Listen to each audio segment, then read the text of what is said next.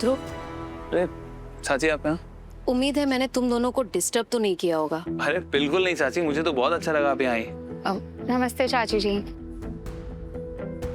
ध्रुव, मेरे साथ आ, मुझे तुझसे कुछ बात करनी है। उन्नति मैं 1 मिनट आया। चाची क्या बात है? ध्रुव, ये सब क्या चल रहा है? क्या चल रहा है मतलब किस बारे में बात कर रहे हो? ध्रुव, मैं अंधी नहीं हूँ। तू उन्नति का इतना ख्याल क्यों रख रहा है? उससे इतनी हमदर्दी क्यों दिखा रहा है? चाची उन्नति प्रेग्नेंट है, आप जानते हो, थोड़ा बहुत ख्याल तो रखना पड़ेगा ना लड़की का। ध्रुव, तू क्या सब कुछ भूल गया है कि उन्नति ने तेरे साथ क्या क्या किया है? ये वही लड़की है जिसने तुझे जबरदस्ती शादी के लिए मजबूर किया था और तेरी जिंदगी को नरक बना दिया। और इतना ही नहीं, झूठी प्रेगनेंसी का नाटक किया था उसने और तेरा दिल तोड़ा। और सिर्फ इतना ही नहीं, जब इन सब चीजों से भी उसका जी नहीं भरा ना, उसने तेरा रेस्टोरेंट तबाह कर दिया और कितनी मुश्किल से तो उसने डिवोर्स दिया है। और तू चाची प्लीज, मुझे सब याद है, ऐसा नहीं है कि मैं सब बातें भूल चुका हूँ, लेकिन मैं जिंदगी में आगे बढ़ना चाहता हूँ और प्लीज मैं चाहता हूँ कि आप ये पुराने गड़े मुर्दे उखाड़ना बंद करें। ध्रुव, ये मैं इसलिए कह रही हूँ क्योंकि तू अपने गुजरे हुए कल को अपने आने वाले कल बनाने की गलती फिर से करने जा रहा है। मैंने जो भी अभी देखा वो सिर्फ दोस्ती या हमदर्दी नहीं थी ध्रुव। मैं मानती हूँ कि उन्नति के साथ जो कुछ भी हुआ वो बहुत बुरा हुआ और किसी भी औरत के साथ ये सब नहीं होना चाहिए, लेकिन इसका मतलब ये थोड़ी ना है कि मैं तेरा दिल किसी भी गलत लड़की को फिर से देने दूं। चाची ऐसी कोई बात नहीं है। ध्रुव, देख, मैं इस बात पे बहुत ज्यादा बात तो नहीं करूंगी, लेकिन एक बात जरूर याद दिलाना चाहूंगी कि जिस प्रेग्नेंट औरत के तू आगे पीछे नाच रहा है और इतना अपनापन दिखा रहा है ना, उसके पेट में तेरा बच्चा नहीं, उस विक्रांत का बच्चा है, जिसकी बहन ने तेरी बहन की जिंदगी को तबाह करने में कोई कसर नहीं छोड़ी थी।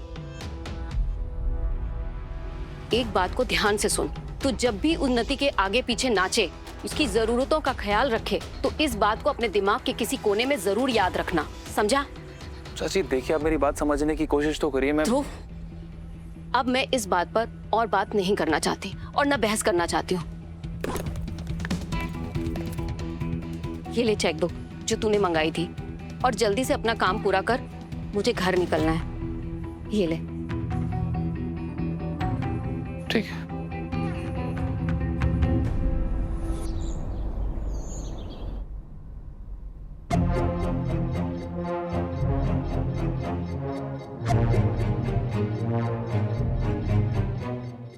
शालिनी जी, ये किस चीज की तैयारी चल रही है? वो वीरेन और पूनम बच्ची को लेकर आ रहे हैं ना? हाँ। यू नो रीत, जब से मैं इस घर में आई हूँ, मैंने फर्स्ट टाइम वीरेन के चेहरे पर रियल हैप्पीनेस देखी, तो मुझे लगा मुझे भी उन दोनों के लिए कुछ करना चाहिए। सो देख रही हो रीत, कितना ख्याल रखती है शालिनी जी सबका। वीरू इनका सगा बेटा नहीं, फिर भी कितनी आसानी से इन्होंने मेरे सब अपनों को इतनी जल्दी अपना बना लिया। सच कहूं तो बहुत बड़ा दिल है शालिनी जी का। हाँ पापा जी, देख रहे हैं। वो लगता है वो लोग आ गए। Congratulations new mummy papa. Baby कहाँ है? बेबी नहीं आया।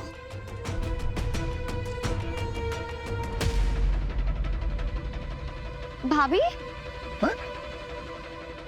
वीरू भैया बच्चे को नहीं लाए साथ में। Viren, what happened? देखो हमने कितना अच्छा डेकोरेशन किया है, हमें तो लगा तुम बच्ची को साथ में लेकर आओ। कहाँ है वो? उस एनजीओ ने एडॉप्शन के लिए मना कर दिया। क्या? ओ मेरे भगवान जी। उन्होंने हमें बच्चा देने के लिए इनकार कर दिया है। क्यों? सही कहते हैं लोग, हमारे बुरे कर्मों का फल हमें जरूर मिलता है। यही हो रहा है मेरे साथ। पर मुझे तकलीफ इस बात की है कि उसकी सजा पूनम को और उस बच्ची को मिल रही है। नहीं वीरू भैया, आप ऐसा मत सोचिए। I'm sorry, मैं पूनम भाभी को देखती हूँ। प्लीज रीत, पूरे रास्ते वो रोते आइए, उसे प्लीज संभाल लो, प्लीज।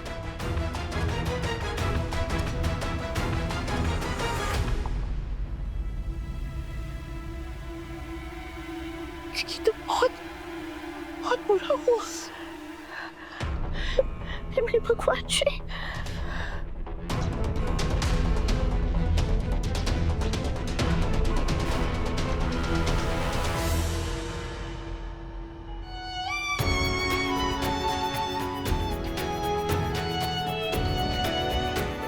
पूनम भाभी, भाभी प्लीज संभालिए अपने आप को।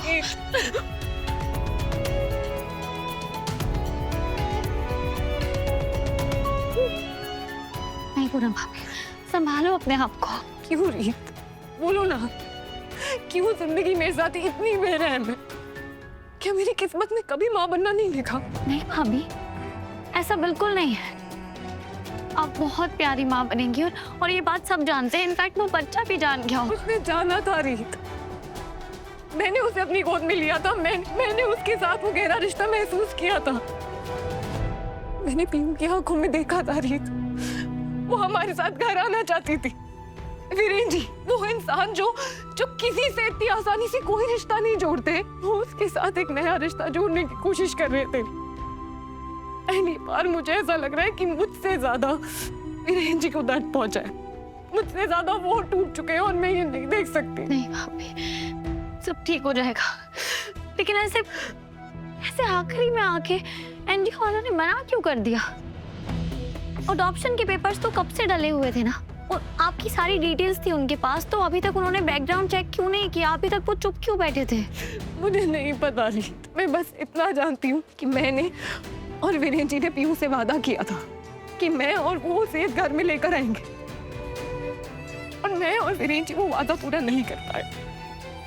भाभी, आप फिक्र मत कीजिए, आप पीहू को दिया हुआ वादा जरूर पूरा करेंगी। देखना, हम पीहू को इस घर में जरूर लेके आएंगे। मैं कल ही जाऊंगी, उनसे बात करूंगी, उन्हें समझाऊंगी कि पीहू को आपसे और वीरू भैया से ज्यादा अच्छा प्यार करने वाले माँ बाप नहीं मिल सकते।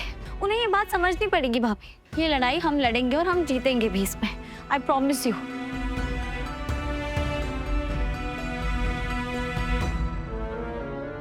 हाँ बैठिए, मैं पानी लेके आती हूँ।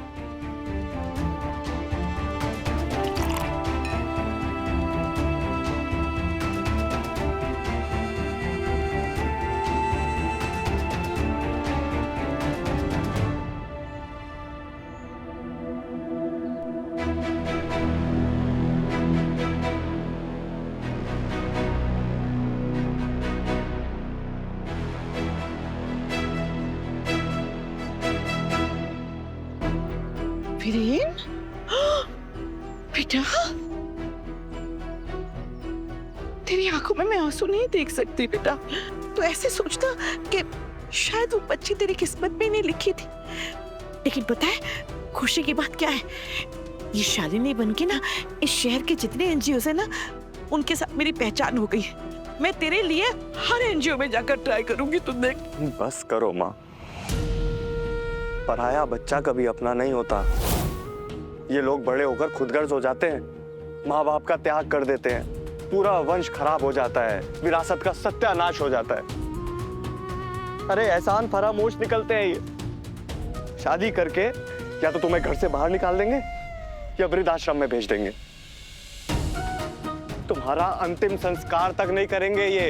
एडॉप्शन के बारे में ये आप ही के शब्द है ना, क्योंकि आप इस सब में विश्वास रखते हो। तो प्लीज ये मगरमच्छ के आंसू बहाना बंद कीजिए, क्योंकि इस वक्त अगर कोई सबसे ज्यादा खुश है तो वो आप।